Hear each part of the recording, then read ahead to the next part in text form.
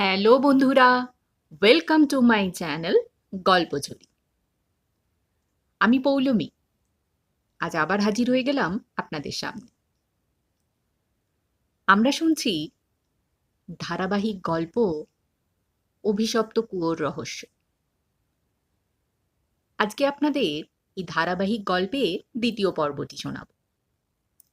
তার আগে বলে রাখি, যারা এই গল্পের প্রথম পর্বটি এখনো শোনেননি তাদের জন্য এই ভিডিওর ডেসক্রিপশনে আমি লিঙ্কটি দিয়ে রাখব। প্রথম পর্বটি শুনতে ভুলবেন না কিন্তু।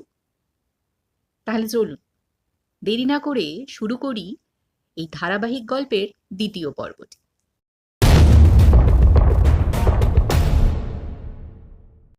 কুয়োর ভেতরের দৃশ্য দেখে অর্ণবের হাত থেকে যখন তার ক্যামেরা প্রায় পড়ে যাচ্ছিল, সে কোনো রকমে নিজেকে সামলালো।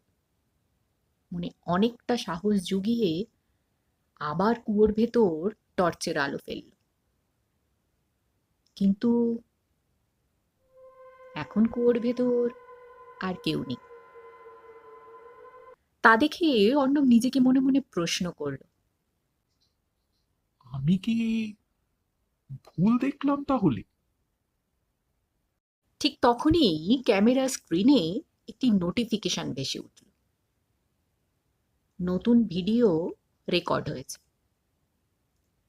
অর্ণব অবাক হয়ে ভিডিওটি চালাল। ভিডিওতে দেখা গেল সে কুয়োর সামনে দাঁড়িয়ে আছে, কিন্তু তার ঠিক পেছনে দাঁড়িয়ে আছে সেই সাদা পোশাকের মুখহীন মেয়েটি। অর্ণব ভয়ে ঘুরে তাকালো। পিছনে পিছনে তো কেউ নেই। হঠাৎ তার কানে ভেসে উঠল একটি শিশুর কণ্ঠ। আমাকে বাড়ি নিয়ে চলো না। শব্দটি যেন কুয়োর ভেতর থেকে নয়, তার একেবারে কানের পাশ থেকে আসছে। এই পরিস্থিতিতে অর্ণব নিজেকে আর স্থির রাখতে পারল না। সে দৌড়ে গ্রামে ফিরে এলো। রাত পেরিয়ে ভোর হল।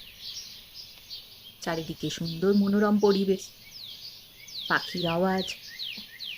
এ সব কিছুর মধ্যে অর্ণব তাড়াতাড়ি ভিডিওটা নিয়ে হাজির হলো গ্রামের বৃদ্ধ হরিপদ কাকুর কাছে। তাকে সে ভিডিওটা দেখাল।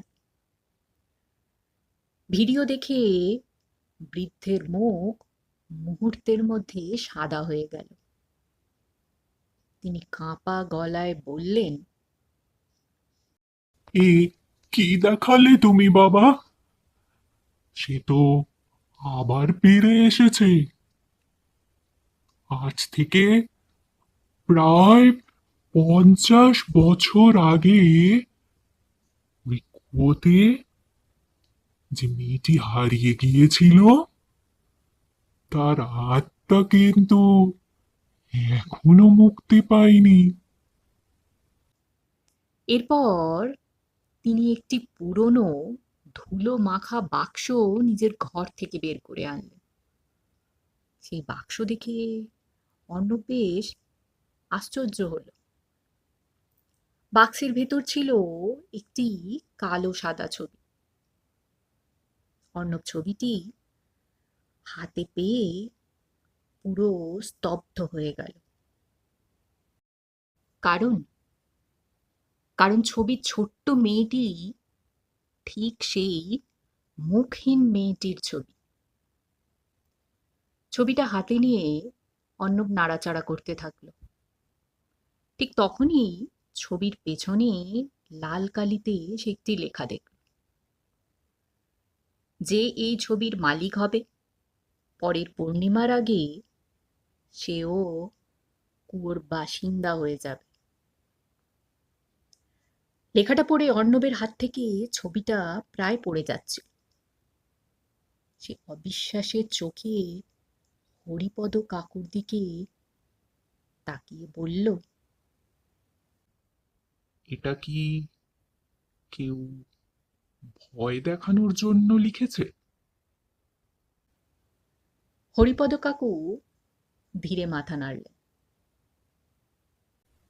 না বাবা, এই লেখাটা আমি ছোটবেলা থেকেই দেখছি, কিন্তু যে ছবিটা নিজের কাছে রেখেছে সে আর বেশি দিন বাঁচেনি। অর্ণব এসব মানতে রাজি ছিল না। সে ছবিটা ব্যাগে রেখে বাড়ি ফিরে এল। সেই রাতে ঘড়িতে তখন প্রায় 12টা। হঠাৎ তার মোবাইলের রিংটোন বেজে উঠল।